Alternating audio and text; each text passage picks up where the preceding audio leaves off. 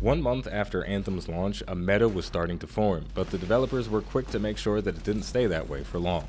Patch 1.0.4 made some changes to all 4 of the Javelins and improved several components and abilities for them. Today we're going to look at a Colossus build that leverages 2 powerful abilities that received massive buffs in the patch. Let's get started. The most common way you see Colossus players build their characters is for melee combat. It's powerful and satisfying to stomp around the battlefield and Hulk smash everything in sight, but I've always been interested in the other side of the thick boy, long-range artillery. The Railgun and Burst Mortar are the Colossus' strongest ranged abilities, and they'll be the focus of our build. Garrett's Hammer is the Masterwork Railgun, and its additional effect gives it an additional charge and reduces its cooldown. The cooldown reduction was added in patch 1.0.4. This is the strongest single-shot attack available to the Colossus, and with a shorter cooldown and an additional shot, you'll shred through armored targets like butter. In case you didn't know, Railgun deals bonus damage to armored enemies, in other words, enemies with a yellow health bar.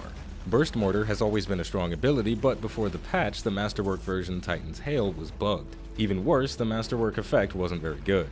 The new additional effect causes mortar hits to create a secondary explosion that deals additional damage. Burst Mortar also had its cooldown reduced in patch 1.0.3. The cooldown reduction in tandem with the new additional effect makes this the Colossus' highest damage ability, but it has a lot of downsides. Burst Mortar fires a volley of 4 mortars that spread across a wider area the farther you are from the target. The Colossus mortar abilities also have a minimum firing range, which makes finding the perfect position difficult but rewarding.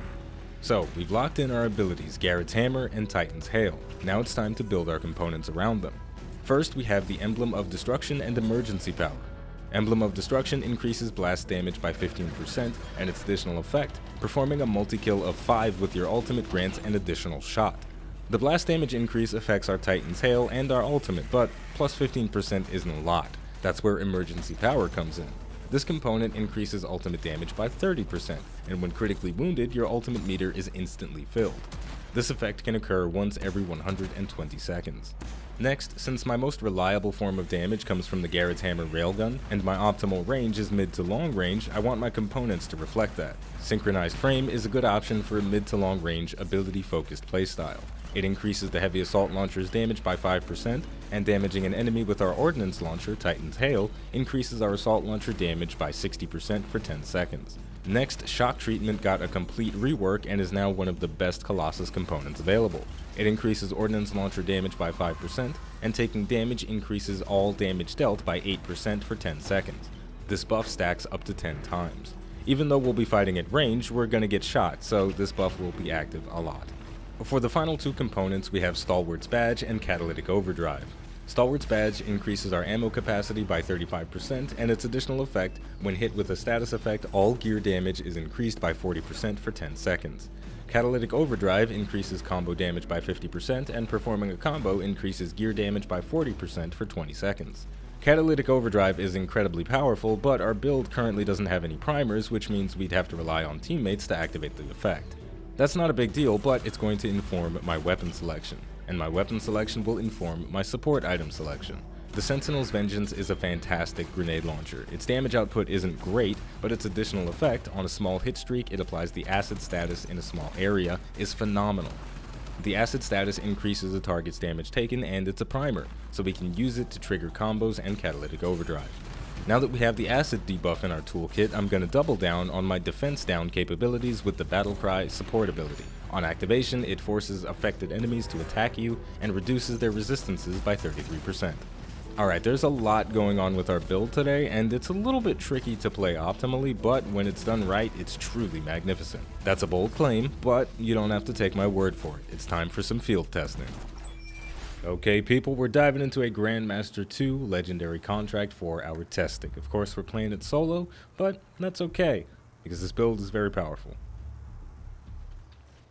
Alright, the main thing to keep in mind with this build is I want to have a 100% uptime on Catalytic Overdrive. I am playing solo, but the friendly Sentinel, or the friendly Freelancer, is priming enemies for me to detonate, so that's pretty nice.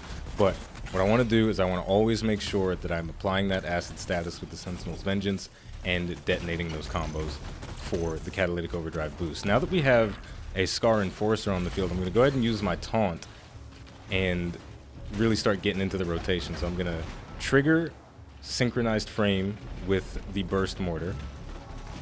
Gonna get that guy primed with some acid, and then start using the Garrett's hammer. While the synchronized frame and the debuff is active, we got a big burst of damage there with our hammer on that crit spot against the Scar Enforcer. We did so much damage, in fact, that he ran away. I really hate that mechanic. There is no reason for them to run away like that.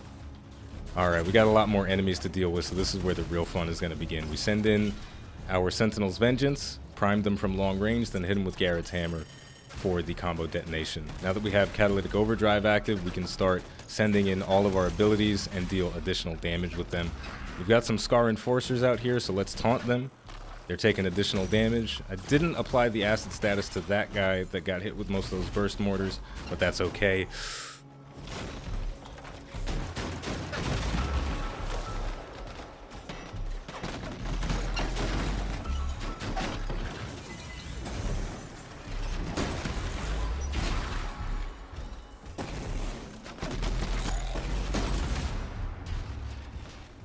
We got another big group of enemies coming in. Scar Enforcer as well.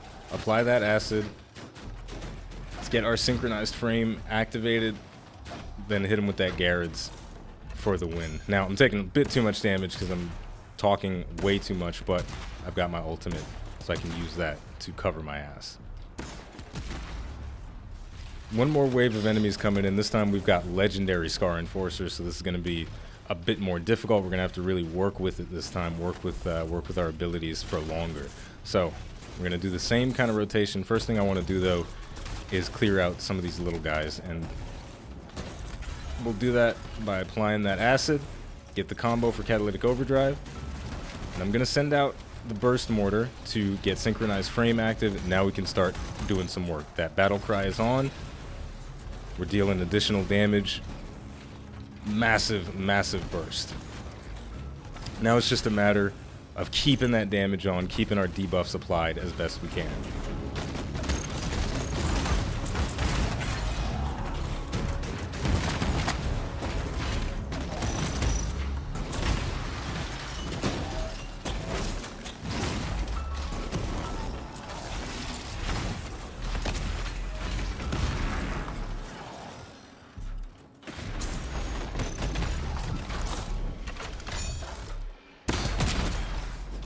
Okay, for this next section of the contract, we have more Scar to deal with, but that's okay. They have armored targets for us to shred through. I don't know why my heat isn't dissipating, but that is a problem.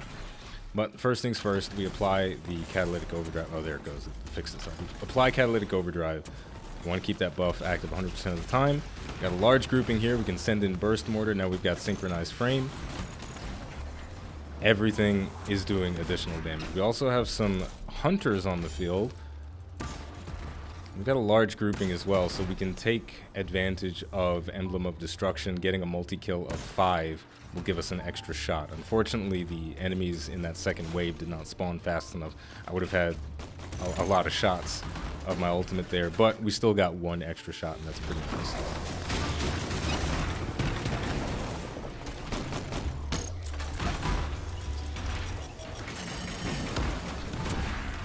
More Enforcers coming out. We'll apply that battle cry, hit him with the acid, go for the Garrett's hammer. Unfortunately, missing that crit spot. There we go. That's that big juicy hit that I like. Got a nice grouping of enemies for some acid, detonation, and a volley from Burst Mortar. Now, I am taking way too much damage. I see some health packs. Gonna fly over to those real quick. Get myself topped off. That volley went a little bit over their heads, but a couple of the shots are gonna land. And a big crit for the finish.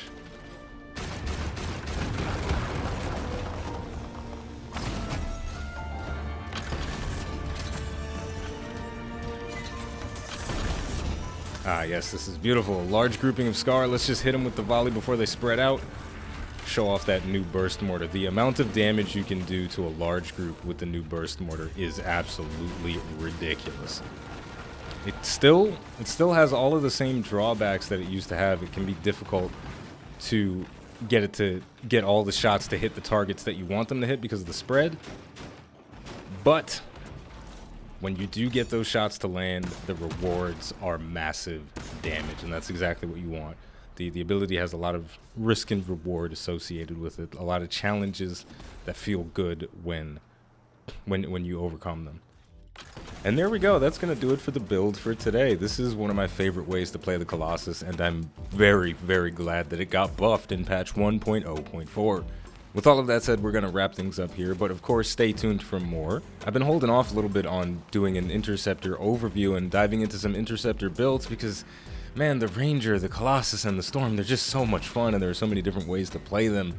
I've just been distracted, but don't worry, the Interceptor stuff is coming eventually, hopefully sooner rather than later. As always, if you enjoyed this video and you'd like to support the channel more than you already do just by liking, subscribing, commenting, and watching, you can head over to patreon.com/iBluairJgR to become a patron. Just like always, the name of the game is Anthem, the name of the channel is iBluairJgR. Thank you for watching, and I'll see you next time.